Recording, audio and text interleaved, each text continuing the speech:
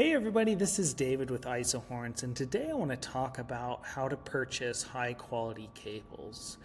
During a recent Cambium Networks webinar, a customer asked about connecting the EPMP 4500C to the RF Elements horn antennas using 5-meter cables.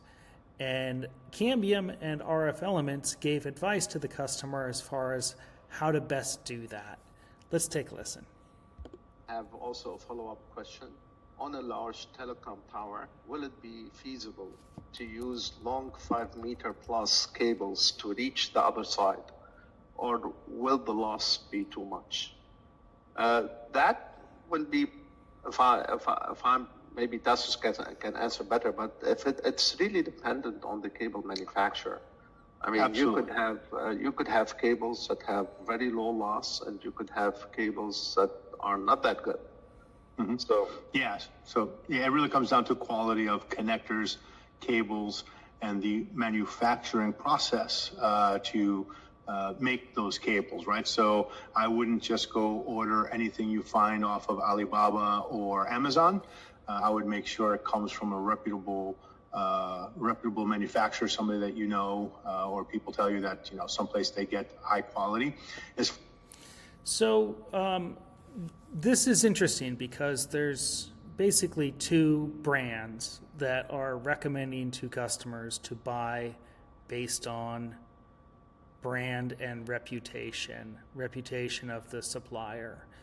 That's not the way to purchase cables. And regarding 5-meter cables, 5 meters from the radio to the antenna at 5 gigahertz, most cables are going to incur substantial loss with a 5-meter cable. And it's they should have come out and just said that, especially when you've got RP SMA connectors on both ends. You're looking at some pretty substantial loss there.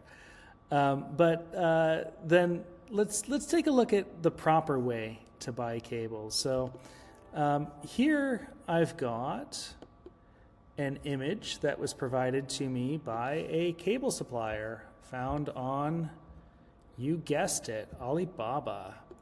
So this is a network analyzer. Allegiant Technologies, and what's happening here is they are measuring the cable. So we've got a 0.3 meter end connector to end connector coaxial cable, and this network analyzer measures S parameters. So here we have S11, which is port 1 to port 1. So basically, it sends a signal on port 1, and then it measures the standing wave ratio, the SWR, which is the amount of signal that is reflected. So it induces a signal on the cable and then measures how much signal gets reflected by the cable. And that is the SWR. And so you can see here, this is measuring from 4.9 to 7.125, and it says that the peak SWR was at 4.94, and it was 1.10, which is very good. And then similarly, we've got S22, so that is the other side of the cable sending a signal and then measuring the amount of signal reflected. And it says that the peak was at 7.07, so 6.9, roughly 7, and that it had a VSWR of 1.12. Again, very good. And then here we have the S21 parameter, which is the measuring the attenuation between port 2 and port 1. And it says at 7.04 gigahertz, there was a loss of 0.4. So less than 0.5, less than half a dB of loss across the cable. So the most loss happened at this frequency. The worst VSWR happened at this frequency. And similarly, the worst VSWR happened at this frequency. But this is the proper way to buy a cable.